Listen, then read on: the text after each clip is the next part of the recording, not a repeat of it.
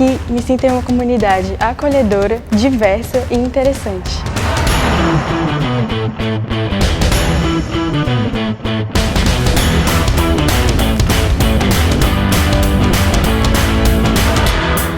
Eu gosto muito de sentar com os meus amigos, a gente conversa e compartilha as experiências que a gente teve ao redor do mundo. O que para mim faz diferença é ter professores que são totalmente acessíveis e que me ajudam a encontrar o meu caminho. O diferencial do DP não é só o que acontece dentro da sala de aula, mas as inúmeras atividades extracurriculares que enriquecem o aprendizado.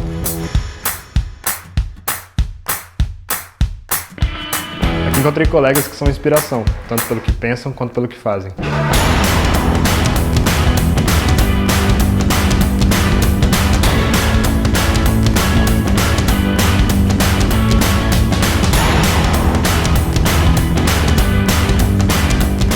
Por mais seja um ambiente acadêmico, nós realmente nos importamos com as pessoas e com as aplicações no mundo real.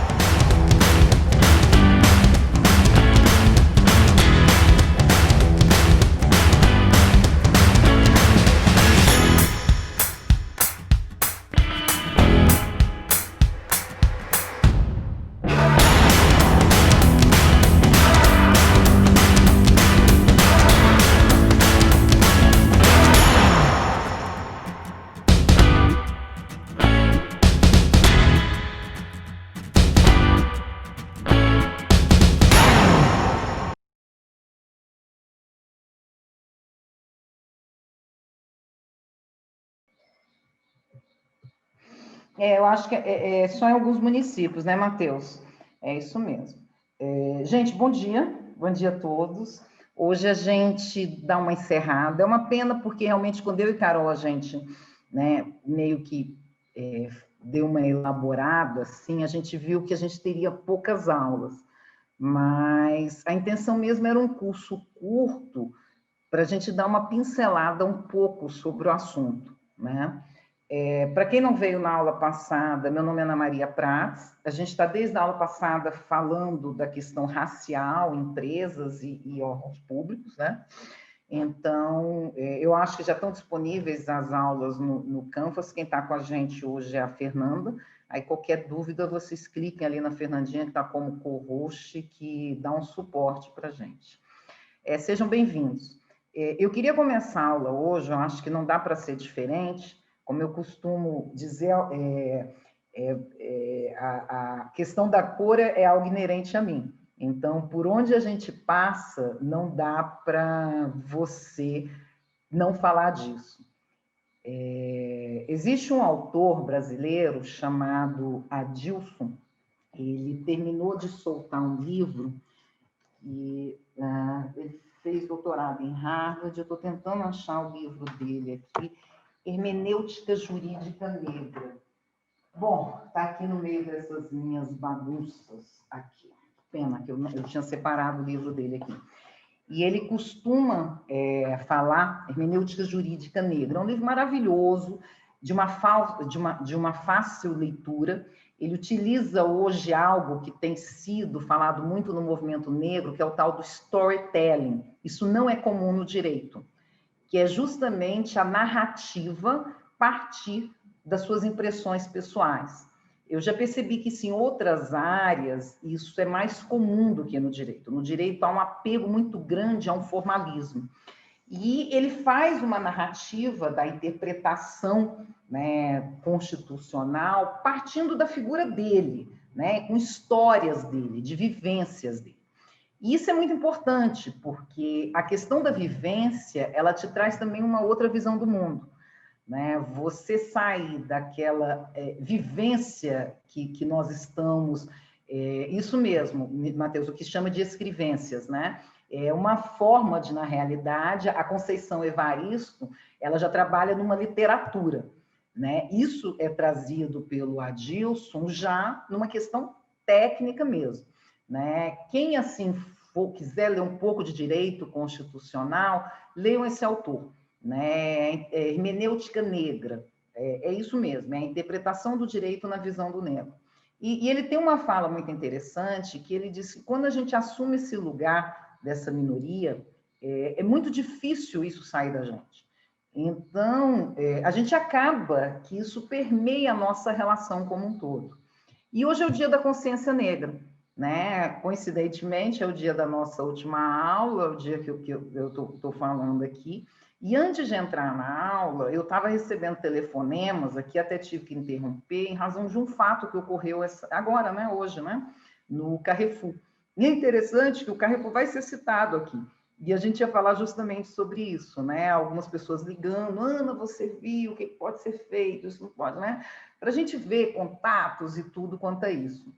Mas antes da gente falar nisso, eu queria pedir licença para vocês, primeiro para que se vocês têm noção do que esse dia celebra, né? O Dia da Consciência Negra, ele é conhecido também como Dia de Zumbi, né? E na realidade, é feriado em alguns estados, não em todos, né? E Zumbi dos Palmares, que era popularmente conhecido, ele foi o último dos líderes do Quilombo dos Palmares, e localizado hoje em Alagoas, né? Durante o período colonial. E ele era filho de africanos escravizados e nasceu nesse quilombo. E Zumbi foi educado por um sacerdote e depois retornou ao local de seu nascimento. Olha a importância da educação, né? Olha só a importância da educação. E ali ele lutou para que o quilombo não fosse destruído pelos colonizadores, que consideravam um perigo, né? Aquela reunião de negros libertos, né? E quando ele tinha 40 anos, ele foi assassinado pelo capitão, que era um capitão, né, Furtado de Mendonça, Amando de Domingos Jorge Velho. E foi decapitado e a sua cabeça levada para Recife, né, que hoje é Recife, onde ficou exposta em praça pública. Né? Então, essa é a história de Zumbi, que não é mais nada do que muitas histórias que nós tivemos nos quilombos naquela época, né? Essa questão da morte. Mas o que é interessante é que a gente percebe que quando o Zumbi voltou para o quilombo, ele não se conformava com aquela situação. Né? Por quê? Porque a educação lhe deu essa consciência do local em que ele estava e do povo dele. E isso, na realidade, ele viu que, como o negro era coisificado, e a morte dele se deu pela luta dele. Mas Zumbi não foi o único, né? Hoje a gente fala que tem vários outros, na realidade foi uma escolha que se fez, foi um embate que o movimento negro começou a ter, para que na realidade tivesse essa memória. E algumas coisas a gente tem que ter cuidado, né? Quando a gente lida com racismo. E isso é muito importante para que a gente não perpetue ele mais ainda. Então, hoje, quando a gente diz o Dia da Consciência Negra, ali a gente, no movimento negro, a gente costuma brincar que hoje é o Dia da Consciência Humana, porque é o dia que todo mundo diz, não é só vida negra que importa, vidas humanas também importam. Mas a gente não diz que vida humana não importa. O que a gente está dizendo é que hoje, quando a gente é um alvo, né, numa questão policial ou numa questão hoje institucional, quando tem um alvo nas costas de um negro, você tem que aprender a valorizar esse dia como um dia contra o racismo. Então, quando a gente diz que é o dia de se valorizar a pessoa do negro, é evidente que ninguém está dizendo que não é para se valorizar o dia do humano. Né? Quando você tem um dia da mulher, é evidente que não é para não se valorizar os homens.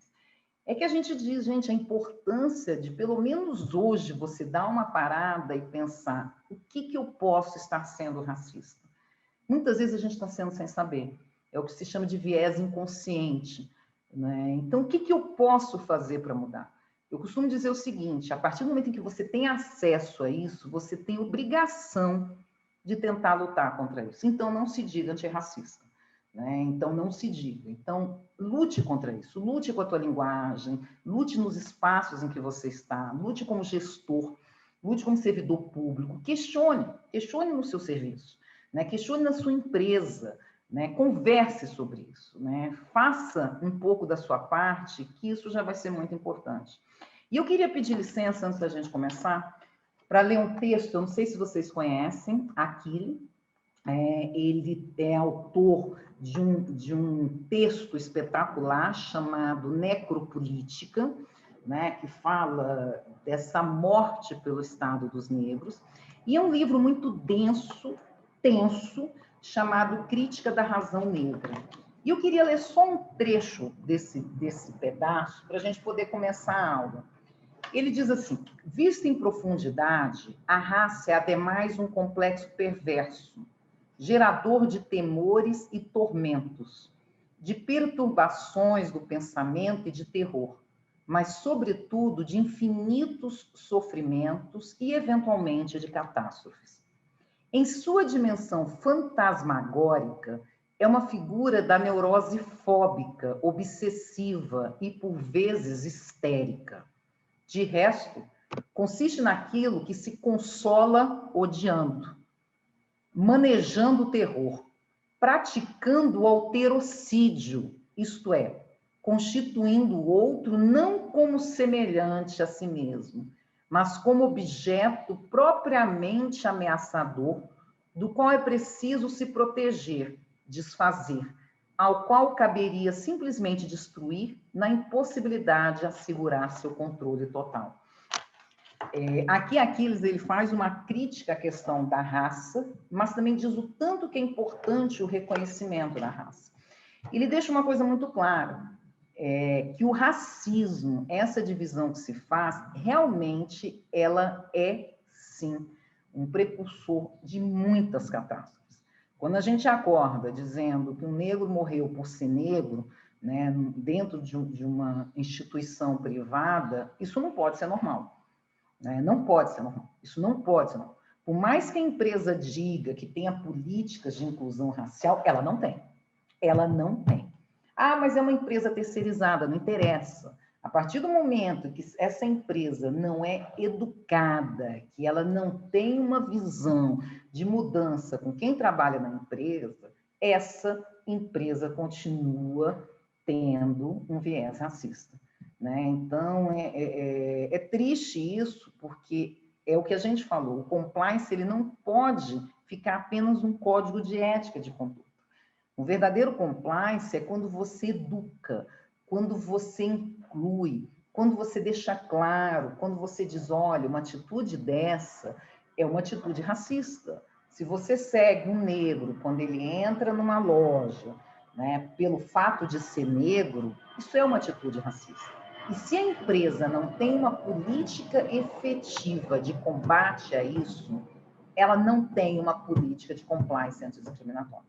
Aí nós vamos ver aqui, ela não passa do que se chama de diversity washing, ela não passa do que se chama de tokenismo, que a gente vai ver daqui a pouquinho, tá? Então vamos lá, gente, vamos começar, que já passou da hora. Aí, na aula passada, alguns de vocês fizeram algumas perguntas aqui no privado, e eu não respondi, não foi porque eu não quis, não. Primeiro, porque lidar com slides não é algo tão simples, né? Eu vou me perdendo aqui. E segundo, porque algumas coisas nós íamos retomar hoje, né? Então, na realidade, eu espero, caso eu não responda quem me tirou algumas dúvidas, no decorrer das aulas, aí pode fazer a pergunta que eu vou ficar atenta que a gente responde hoje mesmo. Tá bom? O Matheus havia pedido a questão de onde eu havia tirado esses 10 pontos que nós trabalhamos com algumas empresas, a gente ia continuar hoje, né, que a gente parou daqui, e eu falei que hoje a gente traria alguns exemplos do que isso foi feito na empresa. Matheus, espero que você esteja vendo, eu vou disponibilizar também o PowerPoint para vocês, eu acho que vocês têm um local próprio para isso, né, a Fernanda, qualquer coisa, esclarece a dúvida aí de vocês, mas eu coloquei aqui, essa é uma cartilha, Matheus, que foi feita pela KPMG e pela Faculdade Zumbi dos Palmares de 2018. Eu não sei se vocês sabem, existe uma faculdade chamada Zumbi dos Palmares que tem justamente um caráter completamente antidiscriminatório, de inclusão do negro.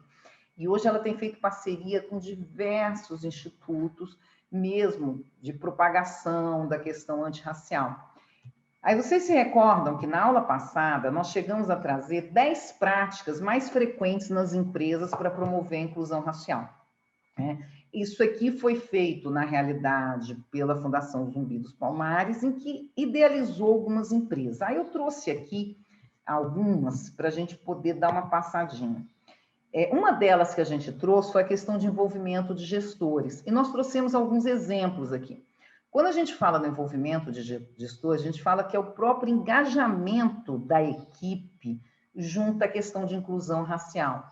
Por exemplo, no caso da KPMG, um dos conselheiros do Comitê da Inclusão da Diversidade da empresa, ele faz parte do comitê executivo da empresa.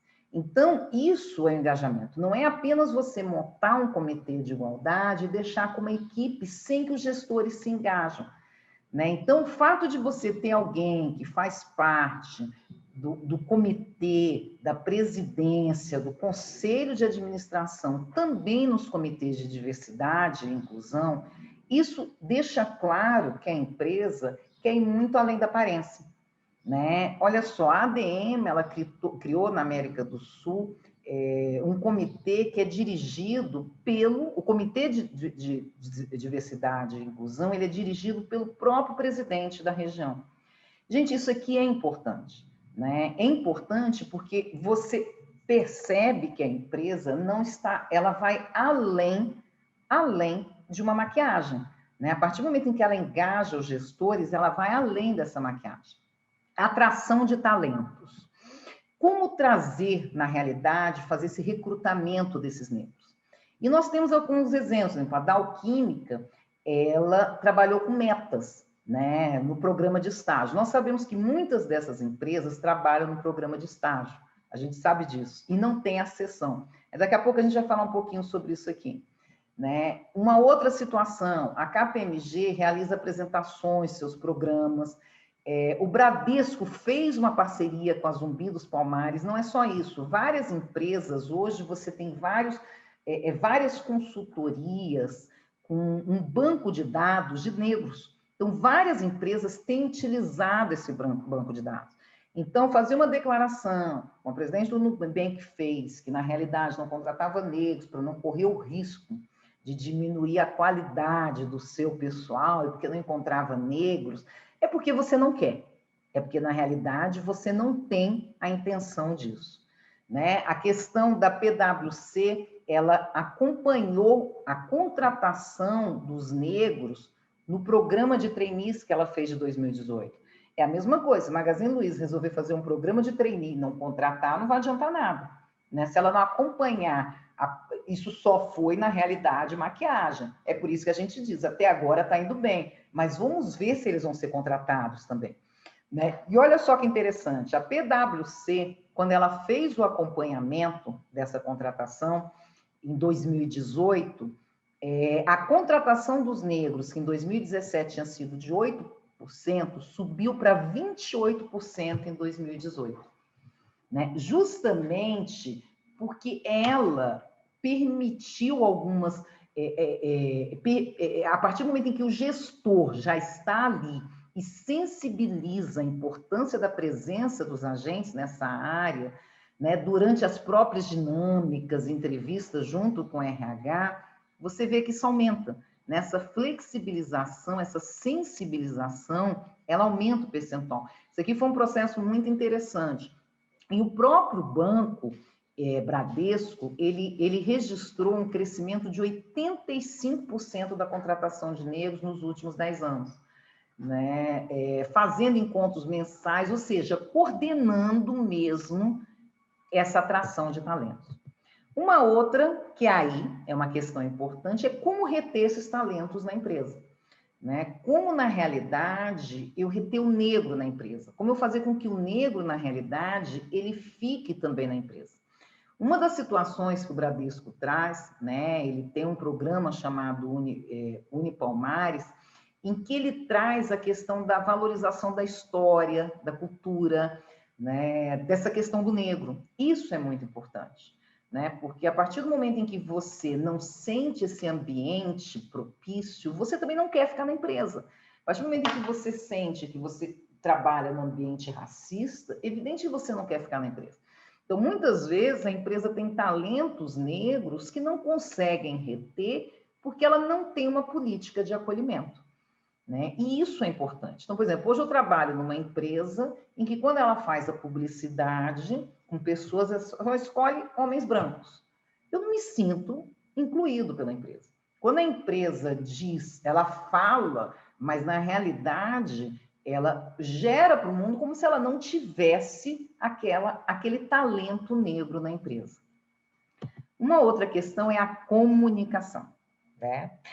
Aqui deu o exemplo da Unilever, da questão da comunicação que nós tínhamos dito, que é justamente o fato de você poder trazer a temática da diversidade racial. Por exemplo, hoje, no Dia da Consciência Negra, a empresa soltar um vídeo de consciência, né? A empresa trazer um vídeo de consciência, a empresa debater isso, a empresa fazer seminários, fazer workshops nesse debate. Aqui nós temos também com grupos de afinidade, que foi o Banco Santander, né, que cria esses grupos, a Coca-Cola e a KPMG. Coca-Cola teve uma situação interessante desses grupos, né, que eu acho que eu cheguei a comentar aqui na aula passada, em que eles resolveram fazer uma publicidade do refrigerante, falando tanto que a Coca-Cola era diversa e inclusiva, e não tinha um negro e uma mulher na propaganda deles de diversidade. Né? Então, assim, aí eu fico me perguntando quem está por trás disso, né? Porque eu acho que isso é tão óbvio, mas eu acho que a minha cabeça que funciona assim, mas como é que alguém aprova uma propaganda de diversidade e não coloca uma mulher e um negro, dizendo que para dizer que a empresa tem diversidade? Então, na realidade, falta uma conscientização mesmo. Olha só, isso passou por várias pessoas, né? Essa publicidade passou por várias pessoas. Então, na realidade, isso extrapola muito mais. Teve uma propaganda interessante de uns 2 anos, eu não vou me lembrar, para eu não correr risco, eu não vou dizer sua estadia, perdida, não vou me lembrar, tá? Para eu não correr risco. Essa propaganda foi uma propaganda inclusiva. A empresa trazia uma família negra, dizendo eles que era inclusiva, e uma família branca, né? A família negra estava numa casa bem humilde, não tinha a figura do pai, a mãe com os filhos, e na família branca era uma casa maravilhosa, com toda a decoração de Natal. E vinha a propaganda dizendo que ela valorizava a inclusão, pai, etc. e tal. E aí, olha só como a propaganda foi pior do que era melhor não ter feito. E dizia que se você comprasse, eu acho que era um peru, um Chester, eu não me recordo o que era, você estaria ajudando uma outra família. A propaganda dava a entender que a família branca, ao comprar aquele peru, aquele frango, estaria ajudando a família negra, né? Assim, ninguém virou para essa empresa, gastaram uma nota, uma propaganda extremamente bem elaborada para dizer, gente, o que vocês estão fazendo é continuar subjugando o negro. Né? A propaganda durou uns 2, 3 dias. Eu acho que foi uns 2 ou 3 natais, eu realmente não me recordo. Né? Foi uma propaganda extremamente interessante que você, da hora, ouve a propaganda e fala, mas será que a pessoa acha que está sendo inclusiva? Por isso que a diversidade na empresa é importante, por isso que a inclusão na empresa é importante. Se você tem um negro numa equipe, se você tem uma mulher mesmo numa equipe da Coca-Cola, um negro numa equipe dessa, uma propaganda dessa não vai passar. Né? A primeira coisa, quando falar em diversidade numa propaganda, a mulher vai falar assim, mas eu não estou me vendo ali. Como é que vocês querem falar em diversidade se eu não estou na propaganda? Uma propaganda dessa do negro, eles dizem, mas gente, vocês estão aqui subvalorizando o negro, mantendo o papel do negro onde ele fica. E isso, na realidade, não é uma propaganda antirracista, não é uma propaganda de inclusão. Grupos de afinidade. Cadeia de valor. Lembra que a gente até comentou isso. Essa cadeia de valor é justamente você trabalhar junto aos terceiros, né, aos seus fornecedores, oficializar e estimular. Né? Você incluir cláusulas, olha só, a Unilever, eu nem sei se a Carol falou isso, mas ela inclui cláusulas de equidade de gênero nos contratos de prestação de serviço. Olha só que interessante. A prestadora tem que garantir não ter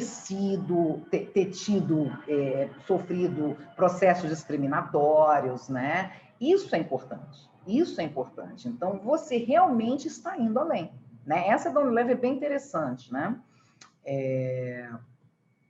Métricas e resultados. Aí, daqui a pouquinho, a gente vai entrar numa outra situação interessante de algo que foi lançado ontem, que é chamado de índice de igualdade racial nas empresas, que eu vou mostrar para vocês.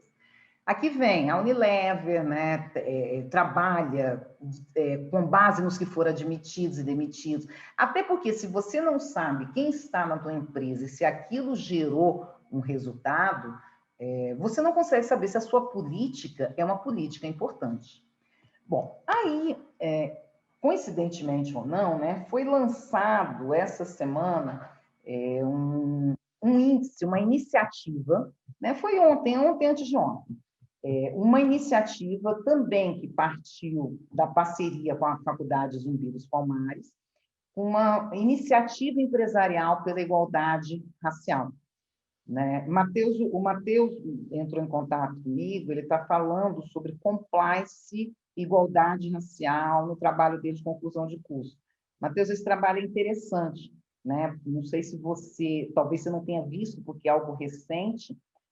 Bom, a Fundação Zumbi dos Palmares, juntamente com a iniciativa empresarial, ela fez com base numa construção aí de 10 ações quanto à prática do racismo, de um movimento chamado Movimento AR, né, que foi um movimento que surgiu agora há pouco tempo, a questão de vidas negras importa.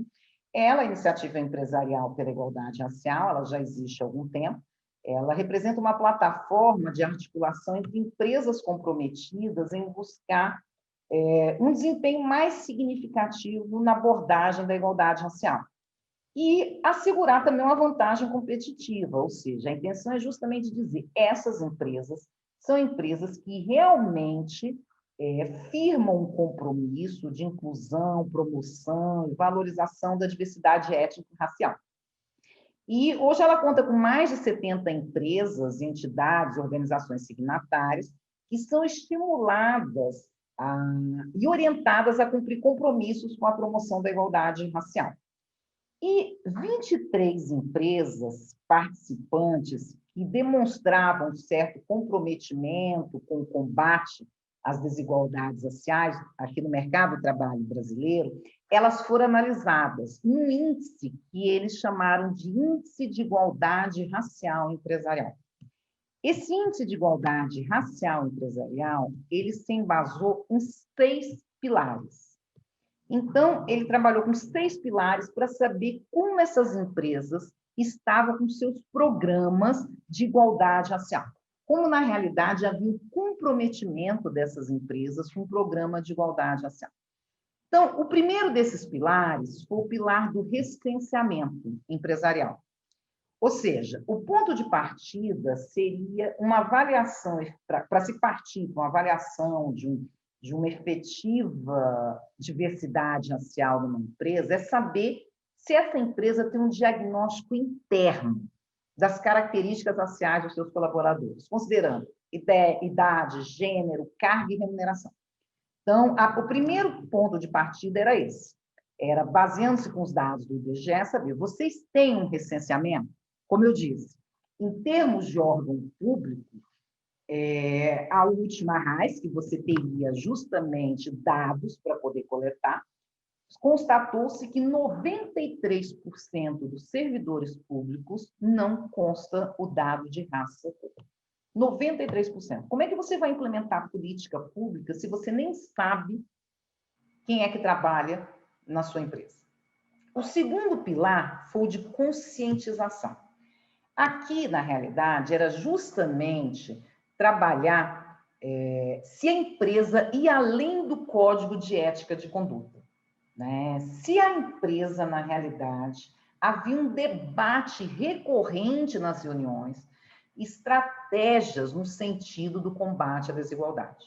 Ou seja, a empresa tem programas de debate, de workshop, de debater o racismo estrutural, o racismo institucional, de debater a temática negra.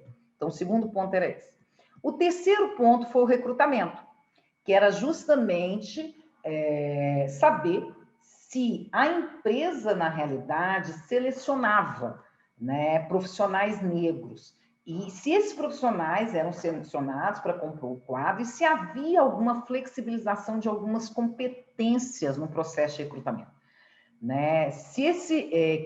Porque o recrutamento, chamado recrutamento às cegas, né, ele acaba reproduzindo as desigualdades que nós temos na esfera educacional dentro do mercado de trabalho, né? Então, na realidade, o terceiro pilar era esse. O quarto pilar era justamente, são capacitados, né? Há um investimento, mesmo que seja a curto prazo, para poder capacitar, né? Por mais que você tenha essa flexibilização no momento do recrutamento, quando este negro entra na empresa, há-se uma possibilidade que esse negro possa concorrer à igualdade de condições com o outro branco, né? Há essa capacitação para justamente chegar no quinto pilar, que é a ascensão. Esse negro é contratado e morre lá, ele é contratado como estagiário e depois não vai para um cargo na empresa. Esse negro, quando ele é contratado, ele fica naquele cargo desde quando ele entrou. Há uma política de ascensão desse negro. E, por último, o último pilar seria publicidade ou engajamento. Seria justamente a questão dos canais de comunicação. Lembra que essa publicidade e engajamento é diferente da conscientização. Aqui na conscientização é algo que é feito dentro da empresa. A publicidade ou engajamento é justamente saber, sim, essa empresa está engajada, os servidores estão engajados nessas ações afirmativas implementadas, né? De que forma eu consigo levar essa comunicação disso? Porque o fato de você fazer e comunicar o que está fazendo, isso é importante para que você seja copiado. Se você é uma empresa, para que você seja uma empresa invejada, para que as pessoas, na realidade, saibam que você tem uma política de igualdade racial na empresa. E os resultados foram interessantes, né? Os resultados foram interessantes. Olha só, quando a gente fala no recenseamento, eles pegaram 4 critérios. Um critério se chama supera, o que é isso? Com base em alguns parâmetros, eles viram se a empresa superava as expectativas, se ela atendia parcialmente ou não atendia. Quando for uma questão do recenseamento da empresa, olha só, apenas 4 das 23 empresas superavam os critérios dessa questão do recenseamento. Agora, a parte significativa da empresa não atendeu os critérios. Não atendeu. Na conscientização, foi o critério que eles mais atenderam, né? Que foi na conscientização. No recrutamento também, a gente viu que parte das empresas não recrutam. Vocês viram, são 23 empresas que a gente passou ali, que são empresas conhecidas. Ou seja, a empresa, ela tem uma parte ela supera o trabalho de conscientização, ela debate, mas não recruta. Lá na capacitação também, o que a gente percebe é que várias empresas também não capacitam. Na ascensão, poucas empresas atendem o critério de ascensão por completo ou superam. E na publicidade, é interessante que muitas atendem a questão da publicidade. O que a gente percebe nisso? Que dessas 23 empresas, eu acho que aqui está melhor para ver, que a grande maioria delas trabalham com conscientização. A grande maioria. Por quê? Porque a conscientização, ela é mais barata, ela te exige menos e ela lava a alma, né? Eu falo sobre racismo lá na empresa. Lá a gente debate, lá a gente diz que não aceita discriminação. Só que aí a gente vai vendo, para recrutar, não são todas, as que trabalham com isso na publicidade, no engajamento da empresa vai diminuindo. Recenseamento, poucas têm. Em ascensão, a gente consegue perceber que elas diminuem cada vez mais. Isso aqui foram notas que foram dadas. Então, a nota maior que se levou foi na conscientização. Quando chega na ascensão, elas tiveram nota 3.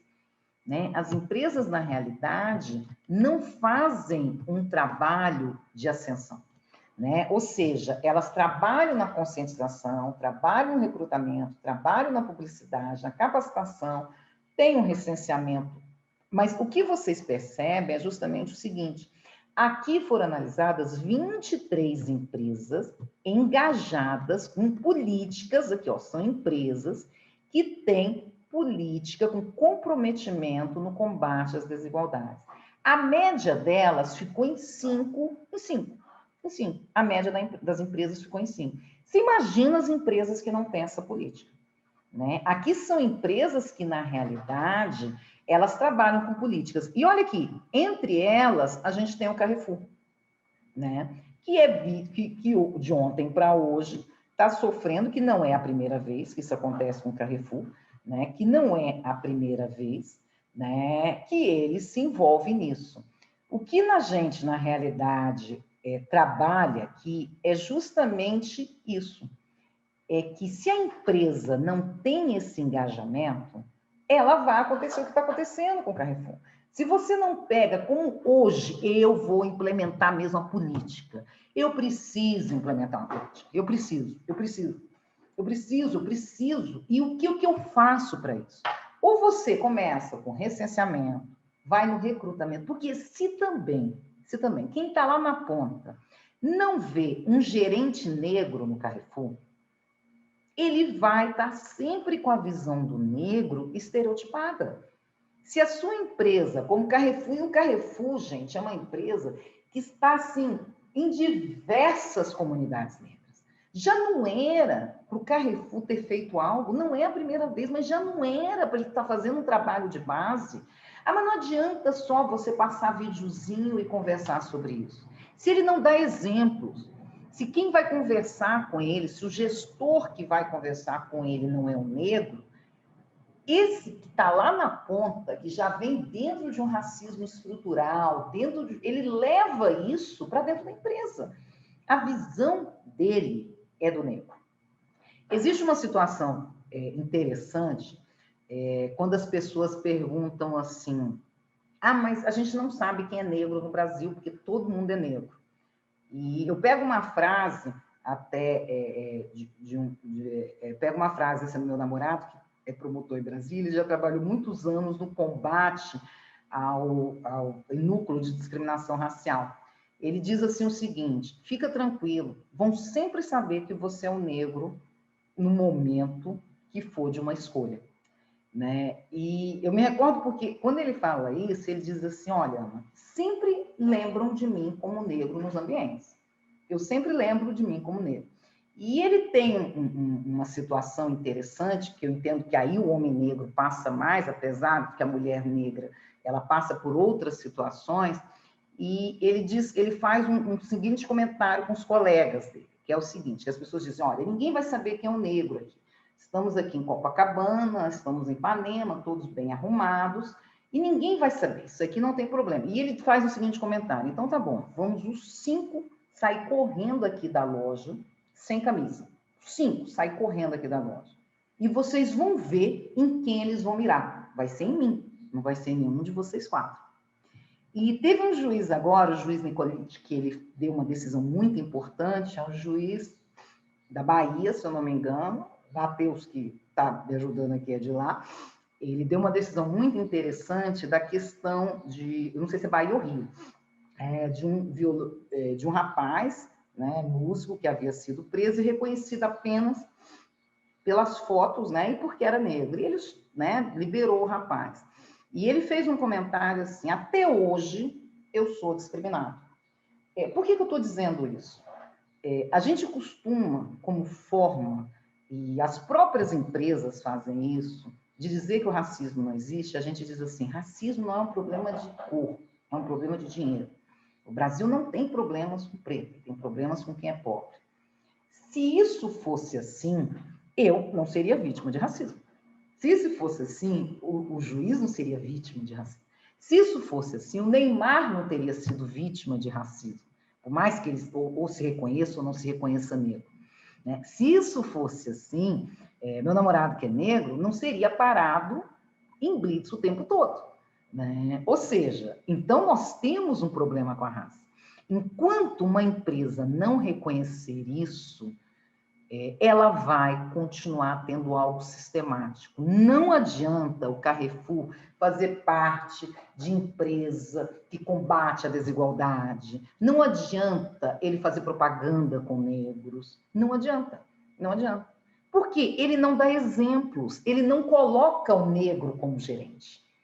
Ele não coloca o negro em cargos para que quem está lá na ponta diga, peraí, negro não é só bandido, negro é gerente, peraí, o meu gerente é negro. Para que ele exemplifique isso. Então, a partir do momento em que você, na realidade, não faz uma política efetiva, você continua tendo o que está acontecendo. E, pelo que eu disse, não foi a primeira vez. Se eu não me engano, ano passado o Carrefour já teve isso, né? Nós já vivemos isso. E o Matheus está me lembrando aqui, o Matheus é porque, se eu não me engano, o trabalho dele de TCC é sobre isso, né? E ele está me dizendo, 2009, 2017, 2019, que nós sabemos, né, Matheus? Que nós sabemos. Alguém aqui que eu não identifiquei o nome, chamado de iPad, diz que a Bayer também possui um manual para fornecedores de boas práticas em capítulo de igualdade racial. E não é só isso, não. O iPad aí que me disse, o iPad que me falou, não é só isso, não. A Bayer também já tinha programas ela também lançou programas muito parecidos com o do Magazine Luiza. Tanto que vieram questionar o Magazine o porquê de toda essa situação em cima do Magazine. Tá certo que eu acho que são programas até diferentes, né, quanto a isso, mas vocês se recordam, foi praticamente na mesma semana que o Magazine Luiza soltou o programa de trainee, a Bayer também havia soltado. E não é só isso não, por exemplo, a Google mesmo ontem, se eu não me engano, essa semana divulgou uma cota destinada a programas de igualdade racial dentro da empresa. Né? Então, são vários. Na realidade, eu ali que já tenho uma outra visão, eu acho que a Luísa Trajano apanhou muito, porque também é mulher, né? Mulher sempre que faz alguma coisa não deve estar tão certo, né? Então, já começa por aí que vocês me desculpem, mas para mim já existe isso sim no fato dela ter saído à frente disso. Né? Uma mulher vencedora, né? Uma mulher assim que ocupa um espaço tradicionalmente ocupado por homens, né? Isso já é uma irritação. Então, você já tem uma mulher que ocupa um espaço tradicionalmente por homens e querendo fazer programa para trazer negro é demais, não é não? Aí também você já, né, mais ou menos essa sensação que teve, ó, a gente já te aturou até aqui, mas agora você vem querer trazer programas para aumentar o número de negros na empresa, aí também a gente também não vai te aguentar, né? E o que na realidade foi no sentido completamente inverso quanto a isso. Tá, aí aqui a gente está falando de índices de igualdades raciais que a gente mede na questão empresarial. Daí vocês me perguntam assim, Ana, e no contexto de quando a gente trabalha com instituições privadas, instituições públicas? Tem um texto, eu não tive, eu até peço desculpas, porque esse texto, na realidade, eu tive acesso a ele há pouco tempo, em que ele vem justamente trabalhando com a questão do racismo, da questão dos policiais federais. É um trabalho feito pela UNB, eu vou até colocar aqui, tá, para vocês o nome que vocês acham. É um trabalho feito por 2 alunos doutorandos da UNB, deixa eu colocar aqui para todo mundo, Peraí, deixa eu sair aqui, porque eu percebi que aqui está ligado, e aqui vai me dar dor de cabeça. Isso ocorre também dentro do serviço público. Uma peça de comunicação interna de determinada agência com a imagem de servidor negro em proeminência de capa foi vetada pela diretoria sem modificativas e, consequentemente, alterada. Ocorre sim, Harley. E a gente, é o que eu te falei, eu falei isso na aula passada. Lembra que esse ano teve uma divulgação do governo de uma publicidade, se eu não me engano, de educação, em que não tinha nenhum negro. E ocorre sim, e que isso é muito difícil, sabe? Eu acho que no serviço público a gente ainda tem um fator, né, pior nisso, porque também é o que eu costumo dizer, gente, se você trabalha numa empresa e que não quer ter inclusão, assim, se o gestor, se o presidente, na realidade, não tem o menor interesse, mas você vai fazer um trabalho formiguinha com teus colegas, né? Isso tem que partir de cima, e no serviço público também, Rafa. Isso tem que se partir de uma vontade que você tem de gestores lá, né? Uma parcela que se tem. Mas eu acho que também isso cabe a gente alguns questionamentos. Se você hoje, como servidor público, você pode questionar algumas situações. Por exemplo, perguntar do censo. Por que na realidade a gente não tem um censo de analistas, de gestores, de procuradores, né, públicos, de agentes públicos? Esse trabalho que eu passei aqui para vocês, o perfil racial nos quadros da administração pública no Brasil. Um primeiro balanço dos efeitos da reserva de vagas para negros em organização de segurança pública. Esse é um artigo que foi desenvolvido vou até colocar o nome deles aqui, tá? Vou colocar aqui no chat para vocês.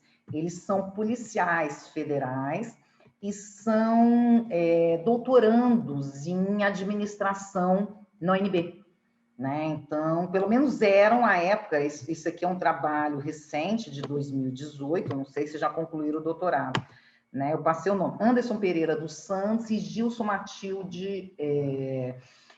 É um trabalho muito interessante. Esse aqui, Débora, o artigo?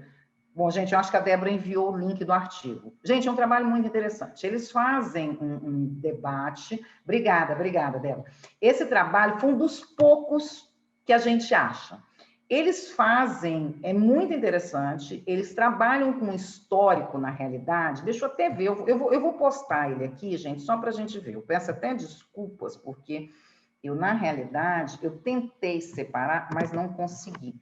Então, deixa eu só puxar aqui, nessa parte aqui do texto, deixa eu ver se ele está aberto. Eu não consigo abrir aqui, ó. Ele está aberto aqui.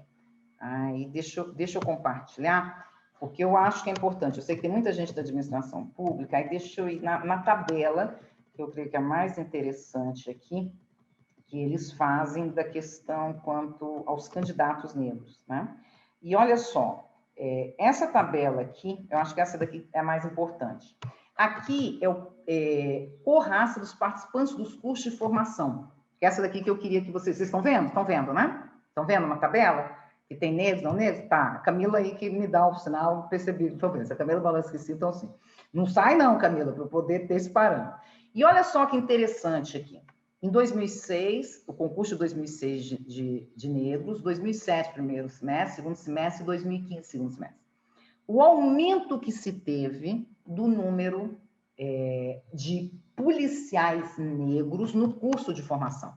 E aqui eles dizem, né, o tanto que isso, olha, o percentual de candidatos negros subiu para 48,04% em 2015, contrastando com os 23,7% no segundo semestre de 2006, 18 e 26. Ou seja, no último concurso, que eu imagino que tenha sido o concurso que tenha sido realizado, ele, na realidade, ele subiu de 27% para 48%. Opa, a lei de cota, então, está funcionando. Aí você vai me dizer assim, eles fazem... Por isso que eu acho que é importante. Eu acho que aqui tem muita gente da administração, dê uma lida nesse artigo. Daí ele faz uma comparação dizendo que, por mais que eles tenham percebido um aumento, o que eles percebem é que, na realidade, os negros não tinham um padrão socioeconômico tão abaixo, quase todos acima de 5 salários mínimos. Mas, gente, tem em mente, isso é política de cota racial, não é política de cota social. São coisas diferentes, são coisas completamente distintas. Quando eu falo uma política de cota racial, eu não estou falando em valorizar uma população pobre. Eu não estou falando isso. Isso é política de cota diferente. Aqui no DF existe uma faculdade, que é a Faculdade de Medicina no Distrito Federal, né, que ela é mantida pelo governo do Distrito Federal, porque a UNB, né, não é, né, a Universidade Federal. E ela tem medicina e, se eu não me engano, enfermagem. Eles têm uma política de cota, eu sei porque eu trabalho muito disso como procuradora, eles têm uma política de cota social, em que parte das vagas é reservada para quem é oriundo de escola pública. Justamente para quê? Para quem concursou todo o ensino em escola pública. Justamente para valorizar o quê? A questão social. Valorizar quem não tem condições financeiras. Nós não estamos falando em questão social. A gente não associa uma coisa a outra. Então, quando essa pesquisa, na realidade, conclui que o patamar socioeconômico continuou elevado, mesmo desses negros, não foi essa só a intenção. A intenção do legislador foi dizer o seguinte: negro é igual a branco, e nós não temos negros nos espaços. Agora, a questão social é outra. A questão social, porque o que se fala contra isso? Não, mas a gente tem que valorizar o pobre e não o negro. Sim, sim, mas aqui é diferente. A política racial é para que você tenha uma diversidade de culturas, de raça. Esse negro que foi coisificado, não interessa o negro pobre ou se é um negro rico, porque o racismo, ele não escolhe status social. O racismo não é pela pobreza. O racismo, ele é pela cor. E quem é negro sabe disso. Quem é negro e já... Por exemplo, eu sou uma mulher negra e nasci numa classe baixa. Eu venho de uma classe baixa. E por incrível que pareça, eu achava na minha mente que o dia que eu galgasse postos, eu não seria mais vítima de racismo. Eu continuo sendo vítima de racismo, independente da cor, independente de onde eu esteja. Eu entro em lojas e me questionam, o que eu estou fazendo nessa loja? Se eu entro numa loja para comprar algo, uma das primeiras coisas que me falam assim: a senhora sabe o preço? Isso é uma coisa que eu vivencio frequentemente, né? Os ambientes que eu frequento, eu não vejo negros. Então, existe, sim, algo que diz respeito à raça e não a status. E não a status. E vários negros hoje que ocupam um outro status sabem disso, né? Então, essa política, ela diz respeito a incluir negro. Agora, não há como negar que a maior parcela das pessoas de baixa renda é formada por negros. Não é isso? A gente não tem como negar. Por quê? Porque a gente tem um racismo estrutural, né, que é o que aqui ele chama de necropolítica. Quem é da área de gestão, leiam, sabe? O Aquile, ele não é um contexto só jurídico, muito pelo contrário, é sociólogo, filósofo, e ele é muito importante, que ele fala dessa estrutura de como o Estado se monta e as instituições se montam com uma intenção de excluir e manter o negro fora. Tá certo, você aí vai muito além da gente, né? Não é um debate de interesse. Se você vai dentro de uma visão marxista, você entra dentro de um capitalismo dentro disso. Mas não é esse o debate, não é esse o debate que a gente tem. O debate que a gente tem aqui é que, por mais que você esteja numa sociedade capitalista, eu, negra, faço parte dessa sociedade capitalista. Então, você hoje, por mais que queira ou não, você tem que me enxergar, mesmo que seja por uma questão de política econômica da tua empresa. Veja isso como uma vantagem econômica, né? Eu costumo dizer o seguinte: que bom que a gente tem mais negros na Polícia Federal. Por quê? A partir do momento em que você tem mais negros lá no teu serviço público, aí vai acontecer o que o iPad passou aqui para mim, não foi o iPad, não, foi o Harley, né? Harley passou aqui para mim, dizendo justamente o seguinte, que, na realidade, você tem uma dificuldade no próprio serviço público porque você não consegue a publicidade amarrada. Mas se você tem mais negros lá, Harley, isso não vai acontecer com tanta facilidade, né? Por quê? Porque você hoje não tem essa exemplificação em que quem está cuidando da publicidade acha que isso mereça, acha que isso importe na realidade você ter uma publicidade que atinge um público negro. Aí vocês vão dizer assim, mas Ana, isso afeta? Lógico que afeta, gente. Se eu não me vejo na propaganda, por que eu vou entrar na loja? Olha o jeito que afeta o consumo. Olha o jeito que isso afeta. Se eu não me vejo, eu não me vejo, eu sou negra, eu sou mulher, eu sou gorda, eu não me vejo, eu não vejo nada para mim ali. Mas se eu vejo publicidade com mulheres só esbeltas, com mulheres brancas, o que eu vou fazer numa loja dessa? Ela não me aceita, eu não caibo, ela não me representa, né? E isso as empresas têm que ter ciência, né? Então, na realidade, o serviço público ainda tem esse viés, porque, na realidade, ele ainda não tem tantos negros nos quadros. Nós vimos aqui que, em âmbito estadual, não são todos os estados que têm política racial, não são todos. Aí, essa semana, foi divulgado um trabalho muito interessante das defensorias públicas dos estados. Até a professora Carol que enviou, né? Para quem gosta de pesquisa, gente, o Instagram é ótimo para seguir o da professora Carol. Ela indica tudo quanto é pesquisa, área de gestão, assim, siga o Instagram dela. O Instagram dela é destinado a indicar pesquisa. E eu fui defensora já, né? E achei interessante que a Defensoria Pública, olha só, a Defensoria Pública, que é um órgão destinado a uma camada da população de baixa renda, a maioria delas não tem política de cota racial para ingresso na Defensoria. O Ministério Público não tem. Magistratura agora que está tendo esse debate. Aí você se pergunta, como eu, Defensoria, falo de racismo, de ação afirmativa, como eu, Ministério Público, se eu não tenho uma política de cota dentro da minha instituição? Se eu não tenho negros na minha instituição? Como eu tenho isso? Então, na realidade, a gente vai falar disso daqui a pouquinho. Isso aqui, quer ver? Vou até ver se eu passo. É uma expressão que vocês que são da gestão e quem é da publicidade conhece muito, chamada de diversity washing. Foi uma expressão cunhada há pouco tempo, até por uma pessoa que falava da questão de gênero, né? Que lembra um pouco o tokenismo, né? Que é justamente o fato de você aparentar ter aquilo e não ter. Aí eu quero trazer aqui, nossa, hoje eu falei demais, hoje eu estou serelepe aqui, como se eu não falasse muito. Aí, não é nesse aqui, qual que vocês estão vendo? Vocês estão vendo... tá, deixa eu ver aqui, peraí, a Camila vai me dizendo se está vendo, peraí, Camila.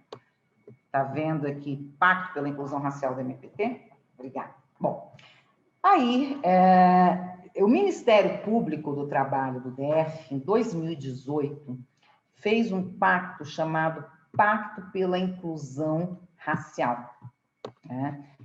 Um pacto muito interessante, em que ele, na realidade, ele traz... Peraí, deixa eu voltar aqui. Continua o texto aí, Camila? Continua, né? Pacto pela Inclusão Racial, Camila? Continua aparecendo? Não? Peraí, deixa eu ver aqui. Não? Deixa eu ver aqui o que eu fiz.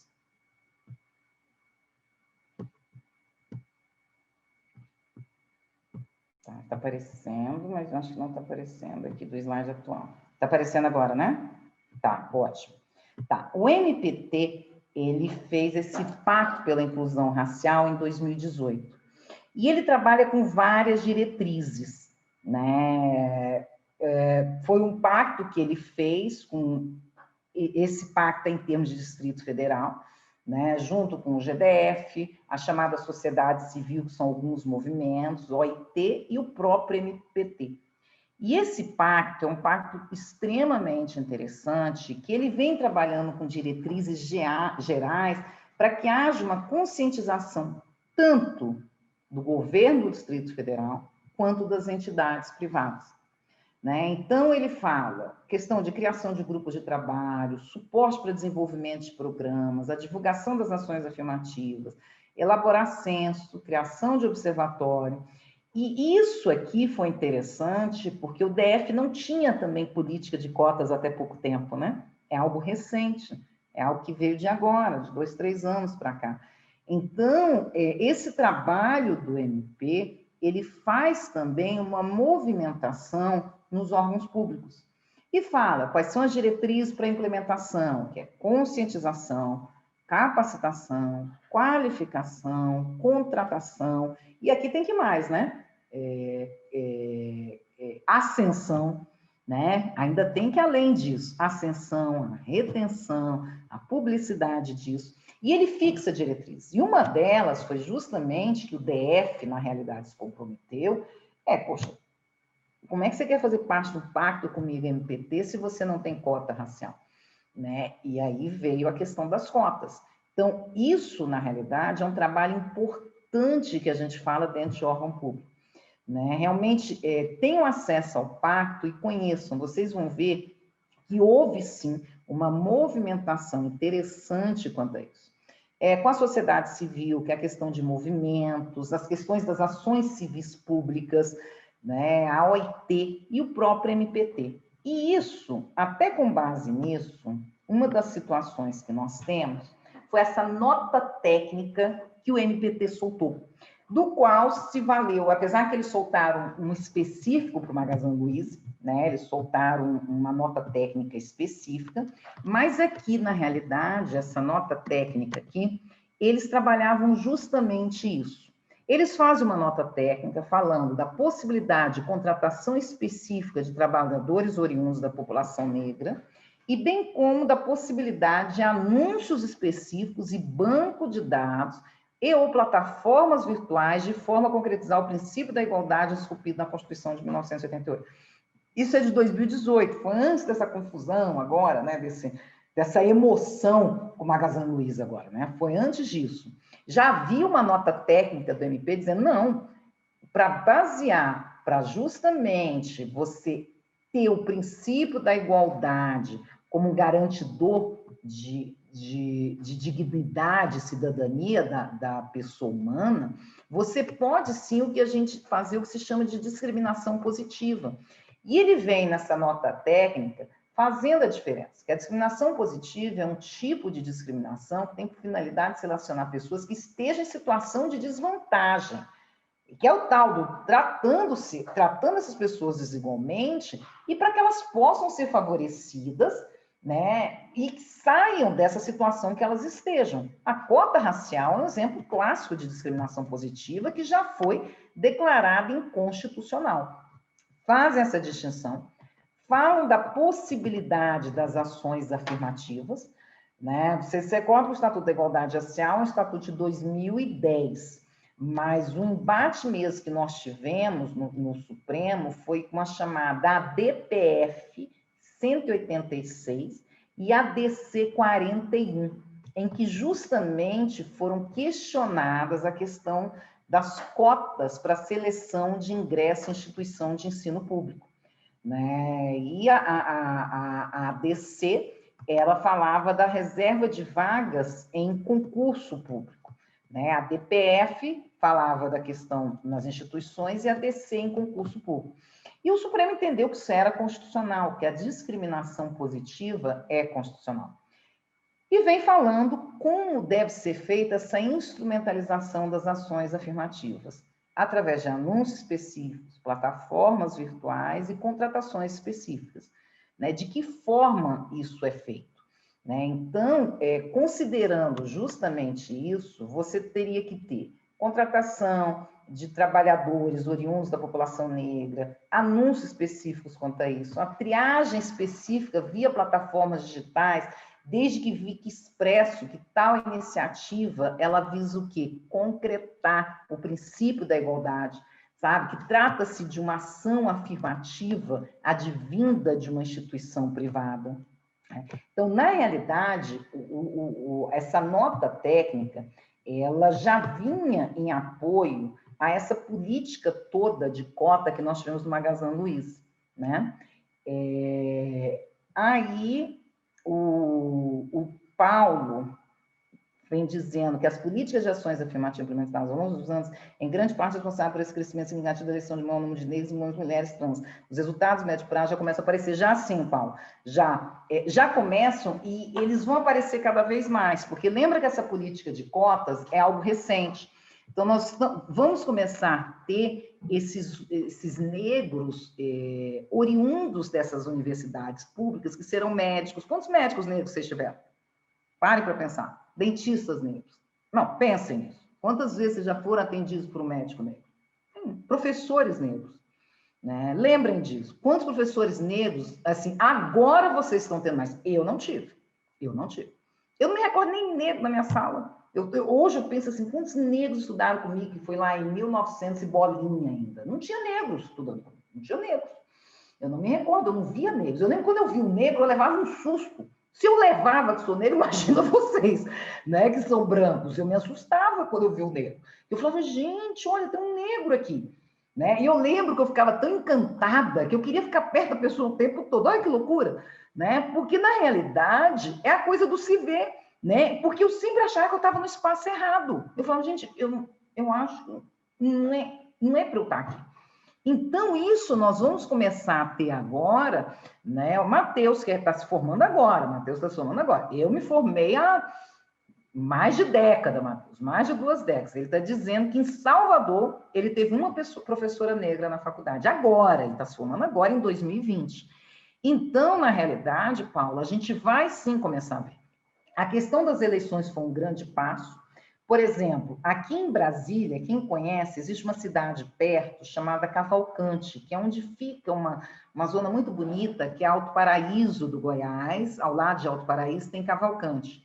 E Cavalcante é uma região de muitos calungas, né? Tem muitos quilombolas lá ainda. É uma região muito preservada quanto a isso, tanto que na época da pandemia conseguiram, inclusive, mantê-los longe da pandemia, em razão de um trabalho muito bem feito que foi feito na cidade de acesso. Teve agora a eleição de um prefeito negro e calunga da região, né? Então, isso foi permitido pelas ações afirmativas. Né? Isso foi permitido por essa ocupação de espaço que nós estamos começando a ter. Então, a gente vai sim colher esses frutos. Ainda vão anos para que, poxa, você em Salvador, a população mais negra do país, você tem um aluno se formando em 2020 com uma professora negra. Né? Isso é um absurdo, que a gente ainda fale isso. Que você pare para pensar e pense assim, quantos profissionais negros cuidam de mim? Né? Quantos profissionais negros eu tenho assim no meu currículo? Você não vai lembrar de nenhum. Você não vai lembrar. Então, na realidade, ou a gente trabalha com isso com passo, né? Essa implementação, ela tem que ser efetiva.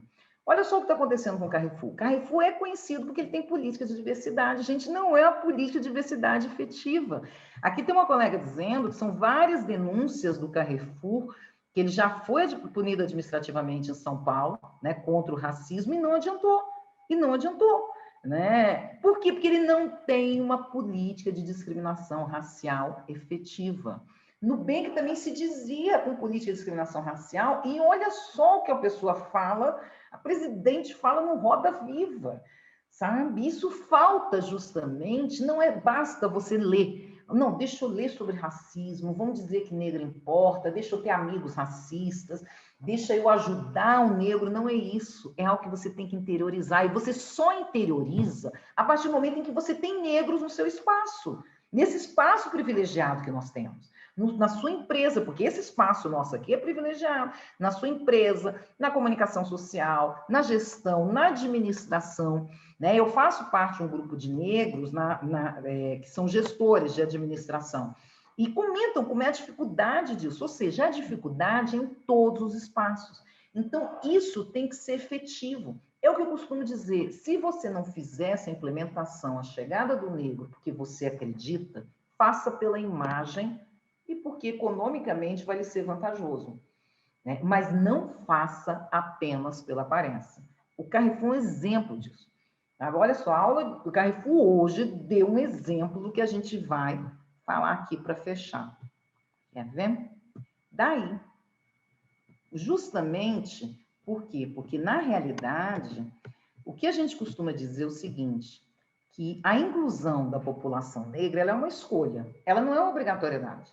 Por mais que algumas pessoas dizem que tem o Estatuto da Igualdade Racial, não tem nada no Estatuto que diga que você tem que ter cota para negro. Não tem que ter cota para negro, não tem que ter cota para mulher e nem para a população LGBT. Nós sabemos muito bem que a cota hoje obrigatória é para deficientes, a partir de um certo número, né, de funcionários. Então, ela é, na realidade, uma escolha. Então, é uma escolha da empresa, pequena, média, grande, né, uma empresa multinacional, ela tem que fazer essa escolha. Se ela vai fazer por convicção, por conveniência, ela tem que fazer. Ou ela vai fazer, não, porque realmente, como alguns dizem, Magazine Luiza fez isso só para aparecer na mídia. Que bom, que bom. A população negra está ganhando com isso. Eu vou ter mulher na empresa, mas eu não suporto mulher. Eu sou machista, eu não suporto, acho mulher tudo burra. Mas você vai ter. Né? Ou você está fazendo isso por conveniência ou por convicção. Mas é o momento disso ser feito. E é para isso que você tem que ter uma política de integridade efetiva. Evidente que a política de integridade do Carrefour não está funcionando, porque ele não tem um compliance antidiscriminatório.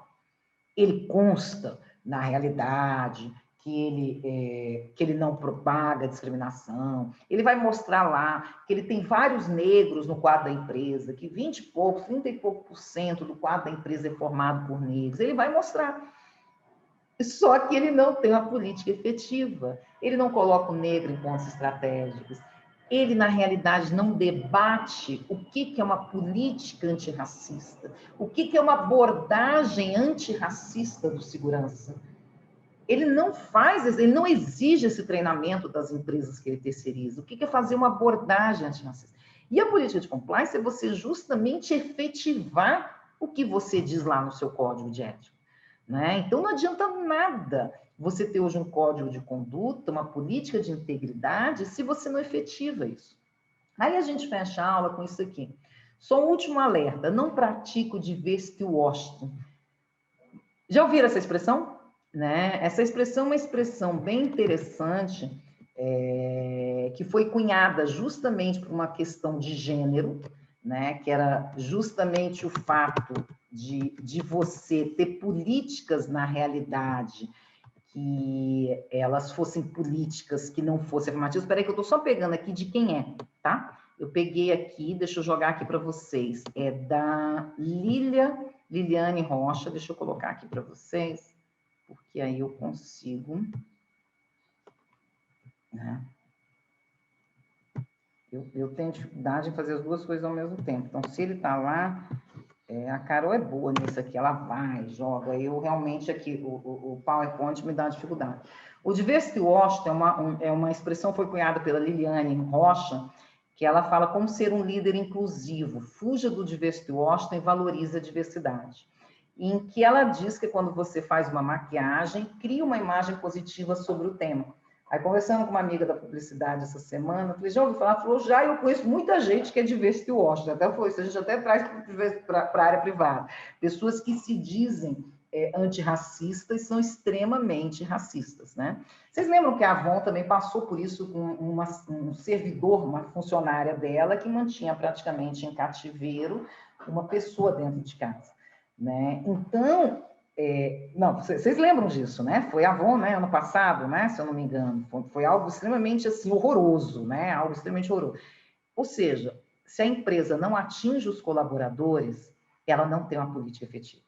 Se ela não atinge da ponta, que você tenha um caso, você já não tem uma política efetiva. Se quando da contratação o teu RH não é preparado para debater isso, você não tem uma política efetiva. Se quando da entrada no serviço público é uma coisa que não existe, isso não é debatido nas repartições, o gestor não chama para um debate, olha, nós estamos entrando com deficientes, portadores de necessidades especiais, mulheres, negros, LGBT, isso não é debatido, você vai continuar mantendo uma política racista dentro da empresa. Então, a gente precisa fugir desse tokenismo, né? Que é aquela coisa de fazer só um esforço superficial, um esforço simbólico. A Fernanda deixou muito claro como é que é uma política de compliance, né? Nas duas primeiras aulas. Tudo bem que a gente não teve tanto tempo, sem dúvida, o Fernando queria ter englobado muito mais do que isso. Então, o que a gente tem que deixar claro é que naqueles pilares que você tem dentro de uma política de integridade, ela não pode ser feita de uma forma geral. Por exemplo, se eu pego hoje uma empresa como a Natura, uma empresa como a Avon, uma empresa como a Carrefour, evidente que eu tenho situações diversas. Com a Natura não tem atendimento de ponta, mas para ela é importante que o fornecedor que forneça o serviço dela não tenha um trabalho escravo, né, que forneça o produto dela. É importante para ela que ela, ao valorizar as comunidades quilombolas, o faça valorizando a cultura quando ela adquire esse produto. O Carrefour, ele está em comunidades negras. Gente, como é que esse órgão ainda não fez? É porque não quer fazer. Sabe, é algo assim que você não entra na sua cabeça. Como é que esse órgão, até hoje, já não praticou uma política efetiva de compliance? Né? Como é que hoje você, que faz parte de um município, né, que está ali como gestor, não aderiu ainda ao sistema de igualdade racial, que infelizmente a gente não vai ter tempo de falar, né? Como você ainda não aderiu a isso? Né? Como você fala de uma política antirracista se você não adere a isso? Gente, e eu estou dizendo, isso não é modismo. Isso não é modismo. Na realidade, essas políticas antidiscriminatórias, as políticas de diversidade e inclusão, elas vieram para ficar. E quem não se adequar vai ter sérios prejuízos. Prejuízos financeiros em termos de indenização, prejuízos em termos de produtividade, prejuízos de imagem. Né? Isso tanto em áreas que nós falamos de organismos, em órgãos públicos, como em órgãos privados. Então, na realidade, o que a gente tem que ter em mente é que isso não vai passar. A chegada da mulher no mercado de trabalho não vai passar. Não vai, isso é um caminho sem volta. Isso é um caminho sem volta. Não ache que isso é um modismo, que a mulher vai começar a trabalhar e vai começar a ocupar posse, e vai se cansar e não vai querer. Não, isso veio para ficar. A chegada do negro nesses postos veio para ficar. Então, ou as empresas realmente adotam, comecem a entender que isso não é mimimi, que isso realmente precisa de uma política efetiva, de um programa, vou usar até a expressão da Fernanda, que vai além de programa, de uma política contínua na empresa e de um trabalho para que elas também façam parte de uma mudança social por convicção ou por conveniência, tudo bem, mas não vai ficar nesse mercado quem não adotar uma política efetiva quanto a isso. Saibam disso, tenham plena certeza disso. Gente, era o que a gente tinha para dizer para hoje, né? A gente já vai encerrando por aqui hoje. Eu vou deixar eu não sei se eu deixei meu e-mail aqui, né? Mas já até me acharam, não foi só o Matheus, mas uns 3 me acharam. Vou deixar meu e-mail aqui. Vocês me acham, tá? Assim, em redes sociais, e caso queiram falar comigo, fiquem à vontade. Caso queiram algum material, a gente realmente tem um material vasto sobre isso, é um campo de pesquisa que a gente tem. Eu sei que isso, em termos de órgãos públicos, ainda, eu creio que talvez seja mais difícil, talvez implementar uma mudança efetiva, mas lembra que em termos de órgãos públicos, nós já temos a lei de cota, então 20% dos seus colegas, desde 2014, são negros, que estão ali à sua volta, né? O que talvez já seja importante para tentar uma integração nesse ambiente, né? Eu estou lá, vocês vão me achar, né? E caso queiram debater algo, a gente tem muito material, sabe? Assim, caso até queiram trabalhar com alguma pesquisa, fala com a gente, que a gente está à disposição para isso, né? Foi um prazer, assim, estar com vocês. Espero, assim, se a gente não chegar a se encontrar virtualmente, que vocês tenham um 2020, pelo menos um fim menos dolorido do que o início foi, né? Então, assim, muito prazer mesmo, gente. E eu acho que a Camila passou aqui, a Camila não, desculpa, a Fernanda passou um link aqui, né, Fernanda? De um passo a passo para solicitar o certificado do curso, né? Foi isso? Foi, acabei de mandar de novo. Tá, a Fernanda mandou de novo, gente, para quem entrou depois, porque vocês têm direito a certificado, tá bom? Eu sei que muitas vezes a gente foge de um debate como isso, né? Diversidade e inclusão é uma coisa que foge do mundo, né, real, né? Eu costumo dizer isso. Eu, quando resolvi fazer a minha tese do doutorado, a primeira coisa que me passou à mente foi falar sobre questão de racismo. E eu desisti.